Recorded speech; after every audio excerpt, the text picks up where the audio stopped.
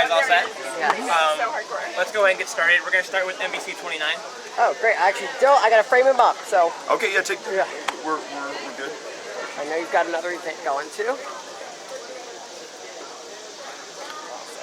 Thank you.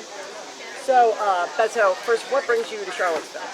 So we're back in Charlottesville because we understand that the Commonwealth, the election that takes place in 2019, this Senate district is so important not just for Virginia but for this country on every issue that we care about, making sure that we have gun laws that protect our lives, health care for all, confront the challenge of climate before it is too late. These are all things that Amy is running to achieve, and I want to be here to help her and to encourage her supporters as they go door to door. Virginia is very important to us. And in a recent Quinnipiac poll, you pulled 1%. Do you think it's important that you drop out and maybe run for Senate against Senator Cornyn? I mean, winning the Senate is pretty important as well. I'm running for president. I want to serve this country. I want to provide the leadership that we are so badly lacking right now, guaranteeing that this country heals instead of being further divided, working with the hope that we have in one another instead of trying to make us afraid of one another, and ensuring that all of us are able to live to our full potential right now. It is something that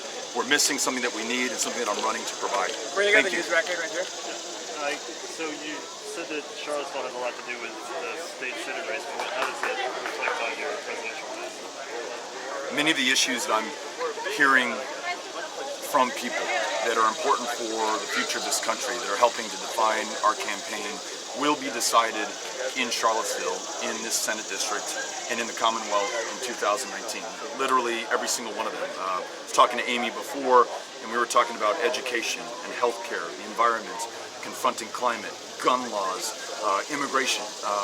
All of those are on the minds of everyone here, and Amy's running that race that will in some way determine the outcome, not just for the Commonwealth, but for the country.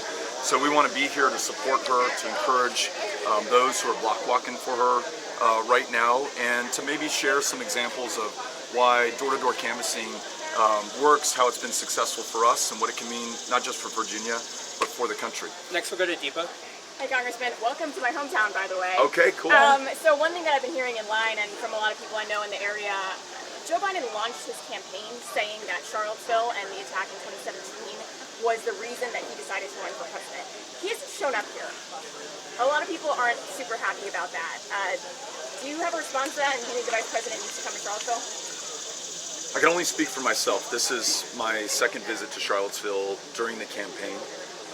It's an incredibly important community, not just to Virginia, but to the country. And we've got to make sure that everyone in America knows that they count. And the only way to demonstrate that is by showing up. And we've also got to connect the dots for everybody in America about the rise in hate crimes and racism and intolerance and the violence that necessarily follows unless we confront it.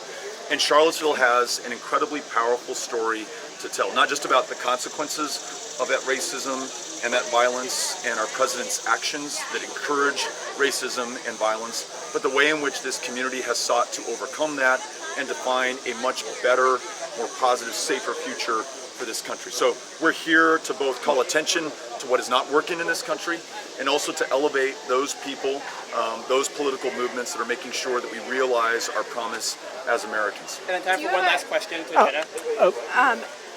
Are you still holding private fundraisers? Have you stopped doing that?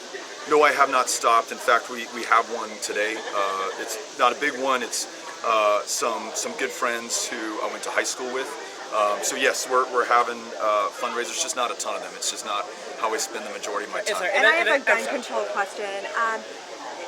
Coming out for doing a buyback, on the Senate trail, you used to tell gun owners, you know, if you own an assault rifle, you own it legally, you use it safely, I'm not going to come and get it from you, don't worry. Now you're saying that you want to buy those back, that you want to get those out of the country. Can you talk a little bit, I know you've said that the reason you didn't take that stance before is just because it's politically difficult to take, but can you tell us a little bit about what exactly the threat is that you see there when it comes to people who legally own these assault rifles, have legally owned them for a long time, have them locked up in their houses? What do you see as the threat there? We saw that threat realized in El Paso on August 3rd. Someone legally purchased an AK-47. So bizarre for that person's mother that she called the police to ask why her son needed that and what she could do. And the police had literally no option, nothing that they could do to help her. They said, ma'am, perfectly legal for him to do this. We're sorry. He took that weapon, killed 22 people, injured dozens more, committed an act of terror that has terrified and continues to terrorize a community, many of whom now feel like they have a target on their backs because of their Hispanic heritage or the assumption someone might make about their immigration status. As long as we have millions of these assault weapons, weapons of war, they are potential instruments of terror.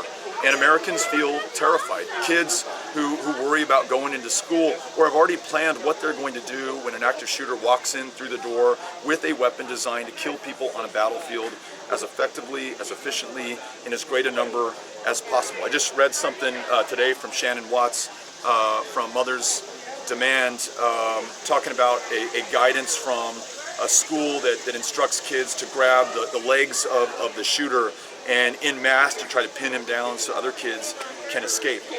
We just shouldn't have these weapons on the street, and I think we have to be honest about that, clear about what it will take, and then explain that the benefit at the end of the day is lives saved in this country that's losing more than 40,000 lives a year.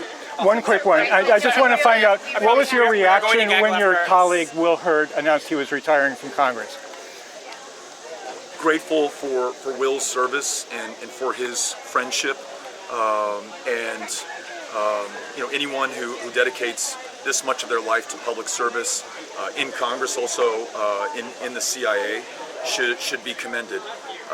But I'm also really grateful that he will be succeeded more likely than not by a Democrat to make sure that we have the majorities necessary to achieve this very ambitious agenda that we've set out. Can Congress return to its gaggle collegiality? again. We are going to gaggle again later today. Thank you all Thank you all so much for your time. Thank you.